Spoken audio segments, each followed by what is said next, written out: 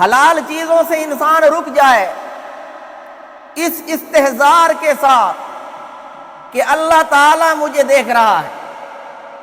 دیکھیں ایک آدمی جنگل میں ہے، کسی مکان میں ہے، خلوت ہے، تنہائی ہے، کوئی دیکھنے والا نہیں، کوئی موجود نہیں، کھانا سامنے پڑا ہے، پانی سامنے پڑا ہے، لیکن ہاتھ نہیں بڑھا رہا۔ کیوں؟ اس کے دل میں یہ بات ہوتی ہے، اور کوئی دیکھے یا نہ دیکھے اللہ تعالیٰ تو دیکھ رہا۔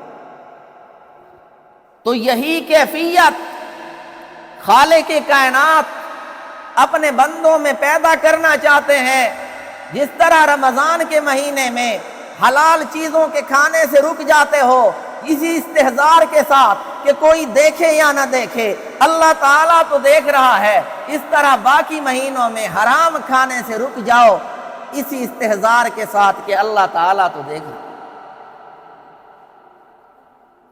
انسان کسی کاغذ کا کونا مروڑ دیتا ہے نا تو اس پہ ایک نشان پڑ جاتا ہے، اسی نشان کو اگر وہ مٹانا چاہتا ہے تو مخالف سمت، مخالف جانب میں اسی کاغذ کو موڑنا پڑتا ہے۔ خالق کائنات بھی یہ ایک مہینہ ہمیں مخالف سمت میں موڑنا چاہ رہے ہیں کہ اسی ایک مہینے میں تم حلال کھانے سے رک جاؤ، پھر باقی مہینوں میں تمہارے لیے حرام سے بچنا آسان ہو جائے۔